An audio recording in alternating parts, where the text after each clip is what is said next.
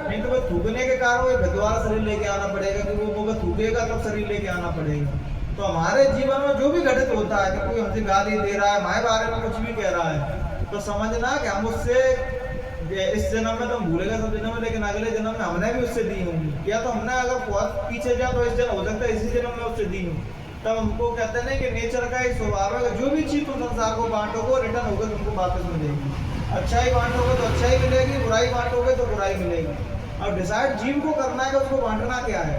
महात्मा तो हमेशा से मानवता का, भाईचारे का, प्रेम का, इंसानियत का पैगाम देते आए हैं, लेकिन मनुष्य अपने अपने ढंग से उसको समझ लेता है। एक बार बागेश्वर बाबा बता रहे कि एक हमारे पास शिष्य आया, तो हमने उससे कही कि दारू मत पिया कर। कौन सी पीता है? कि सफेद की। दारू मत पिया कर, सफेद की खराब होती है। तो उसने सफेद की छोड़ के लाल की चालू कर दी। तो वो गुरुदेव ने पूछी दारू छोड़ दी? क्या हमारा सफेद की छोड़ दी, लाल की पीना चालू कर दी। तो लोग यहाँ अपने ढंग से चीजों को समझ लेते हैं। सत्संग में भी आएंगे ना तो उसी स्तर की बातों को पकड़ेंगे वो, जो उनके दिमाग काम की होगी।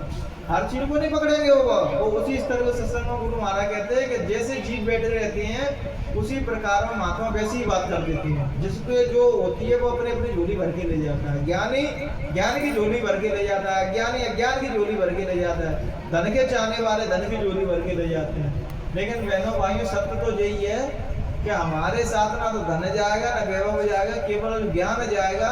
जो व्यक्ति अज्ञान में मरता है वो रो रो के मरता है, जो व्यक्ति ज्ञान में मरता है उसमें मरता है, वो संसार से तृप्त होके और संतुष्ट होके जाता है। आप लोगों ने देखा होगा कि हमारे बाप दादा बुजुर्ग लोग मरते हैं तो संसार से कैसा मोह उत्पन्न हो जाता है कि मेरे नाती को भी खड़ा कर दो, पंथी को भी खड़ा कर दो, सब लोगों को साथ में इकट्ठा खड़ा कर लेते हैं, तब वो प्राण छूट के आते हैं। वो क्या है? वो मोह है बहनों भाई। संत महात्मा कहते हैं जहाँ प्रेम होता है वहाँ स्वतंत्रता देता है। प्रेम स्वतंत्रता देता है कि भाई जा, दूर रहने की आदत डालता है, भाई जा तुम मुझसे दूर रहे। जब मोह होता है उसको हम छोड़ते नहीं, उसको बांधे रखते हैं। जैसे ही कोई स्त्री है, जब हम किसी संसार में स्त्री से वहां कोई संबंध नहीं है तो वो मर जाएगी तो हमें अफसोस नहीं होगा।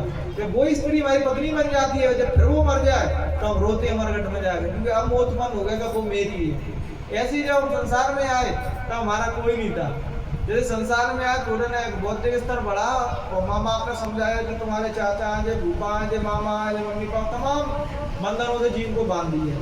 और फिर वो जीव बड़ा हो गया, ऐसे इन बंधनों से ऐसे बंध जाता है कि मर जाता है, तब भी इन चीज़ों को छोड़ नहीं पाता। यहाँ तो तुम बहनों भाइयों थोड़े समय के लिए आए हो, अच्छा सुख में बिताओ या दुख में बिताओ, जाना सबको है। मौत सबकी होगी, किसी को नहीं बख्शेगी मौत। लेकिन जो ज्ञानी होते हैं, जो भजन करते हैं, साधना करते हैं बहनों भाइयों, वो जानते हैं इस अर्थ को कि संसार एक सराय एक मेला है, या कोई भी स्थायी रहने वाला नहीं है, या सभी को एक न एक दिन जाना है। लेकिन हम भजन नहीं करते, अज्ञान के कारण सारे दुख उत्पन्न होते हैं।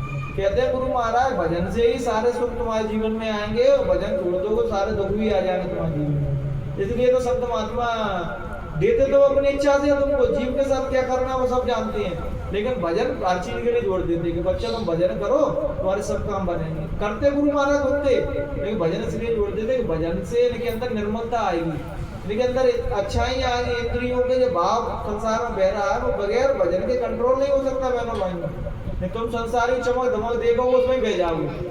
तभी तो गुरु महाराज ने जो इतने नियम बताया कि खाने पीने वालों के लिए खाना नहीं खाना चाहिए, जाने जाना चाहिए, वो क्योंकि गुरु महाराज जानते थे कि जीव ऐसा है कि जीव को छूट दे दी तो वो, जैसे मैंने कहानी नहीं सुनाई कि उससे सफेद की मना करी तो लाल की पीने लगा। वो यहाँ ऐसे लोग हैं, इसीलिए तो गुरु महाराज ने बहुत सारे नियम बनाए। इससे होगा कुछ नियमों से, ना नियमों से तो भगवान मिलेंगे, क्योंकि 50-60 साल से हम उन नियमों को ढो रहे हैं, हमको नहीं मिले भगवान। लेकिन बस उन्होंने इसलिए बताए थे वो सारे नियम, क्योंकि अगर इतना बिल्कुल नियम लेस कर देंगे जो अर्थ का अनर्थ कर डालेंगे, कछु समझाओगे कछु कर देंगे। अगर इनसे कहते कोई नियम धारण नहीं करना तो बच्चे पास बिल्कुल संसारी वे में बह जाएंगे। इसलिए उनका उद्देश्य बस यही था, तब इस कारण के बुराइयों से बचे रहे कि गुरु महाराज ने कभी नहीं खाना चाहिए। बोलते सत्य नहीं है ना, वो नियम है कि ऐसा करोगे तो भगवान नहीं मिलेगा। लेकिन संत जानते हैं अगर इनको छूट दे दी जाएगा आप संसार में रहो तो संसार में उल्टे सीधे सब काम करने लगता है। इसलिए तो महात्मा रोकते हैं कि ये गलत है, ये सही है। आप वास्तविकता में तो परमात्मा की नजरों में कुछ भी गलत नहीं है। देवता जो शराब पी रहा है उसको भी जीवन दे रहा है, हालांकि वो अधिकार नहीं है जीवन का, लेकिन फिर भी दे रहा है, क्योंकि वो परम कृपालु है, परम दयालु है, परम करुणावान है। इतना प्रेम करता है जीवों से कि सभी जीवों को माफ कर देता है, सबों को अपनी करुणा बरसा रहा है। इसलिए तो महात्मा हम लोगों को बताते रहते हैं बच्चा जे सही है जे खराब है, लेकिन मालिक जो कहता है वो यही कहता है भैया हमने तो मनुष्य चोला भेजा है, संसार में भेजा है, तो कुछ ऐसे कृत्य करके आओ कि तुम्हारा मनुष्य जन्म सार्थक बन जाए। जो जीवन मनुष्य शरीर काया भगवान ने दी है, इसको सार्थक तो बना। सार्थक कैसे बनेगा? परोपकार करने से, लोगों से प्रेम करने से, मानवता की बात करने से, भजन करोगे और जो भी तुम्हारे पास हो उसको बांटना सीखो, सबको एक दूसरे को खिलाना सीखो। हम लोग कहते हैं हमारी कोई बात कोई नहीं मानता, अरे गुरु महाराज तो कह गए वो सही है, लेकिन सन 1957 में गुरु महाराज ने एक बात और कही थी, लेकिन लोग मानते नहीं। लेकिन अब मैंने जो भी कुछ कहा है वो बंद कर दो, घर में बैठ के भजन करो। लेकिन लोग घर में बैठ के भजन नहीं करते हैं, फालतू की बकवासबाजी करवा दो, रेली मेली क्यों कम जाएंगे, तो माँ को सार्थक बात नहीं करेंगे, ज्ञान की, ब्रह्म की, पार ब्रह्म की, सतलों की बात करो। माँ भी ऐसी जागी बुराई बागी भलाई जे तुम जो था भाई क्यों। हम लोग आश्रमों में मंदिर में जाते हैं तो माँ भी महिलाएं गोचर करने लगती है, अरे वो ऐसा है वो वैसा है। तो बताओ हम उस तीर्थ स्थल की भी ऊर्जा को खराब कर देते हैं।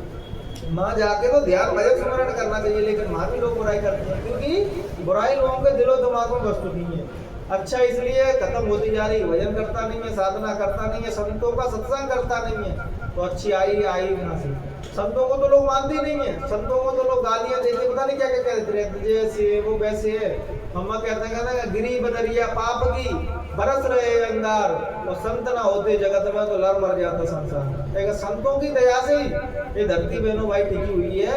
तो जो भजन करता है वो मालिक का प्यारा होता है। एक संत से बालक ने पूछा कि महाराज जी बताओ भगवान कहाँ रहते हैं, तो उन्हें बच्चे तो वास्तविकता में जानना चाहते हैं भगवान कहाँ रहते हैं। तो यहाँ महाराज मैं भगवान को जानना चाहता हूँ, तो उन्हें ना मंदिर में मिलेगा, ना मस्जिद में मिलेगा, ना गिरजा घर में मिलेगा, ना गुरुद्वारे में मिलेगा। भगवान किसी भक्त के हृदय में, भगवान को जो चाहता है उसके हृदय में भगवान का वास होता है। भगवान माँ नहीं है, भगवान माँ है जो उसका भजन साधना करता है और जो संसार में दूसरों के लिए सद्भावना की विचार रखता है।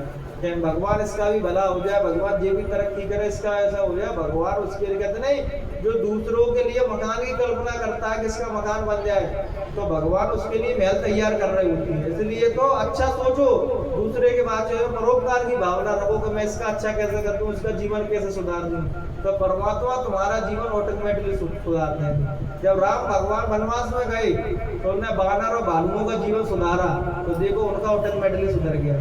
उन्हें राक्षसों का वध किया तो उनको दोबारा राजपाट मिल गया। जो इतिहास हमारे सामने है, जो अच्छाई करता है, परोपकार के काम करता है, भगवान की उस मालिक की दया उसमें बनी रहती है। जहाँ व्यक्ति ने केवल अपने बारे में सोचा तो स्वार्थ आ गया, कि अपने बारे में तो जानवर भी सोचता है। तो इंसान को भगवान ने 5 तत्व इसलिए दिए हैं कि वो परोपकार की भी भावना रख सकता है, लेकिन लोग ना मानते हुए वो खोटे कर्म करते हैं।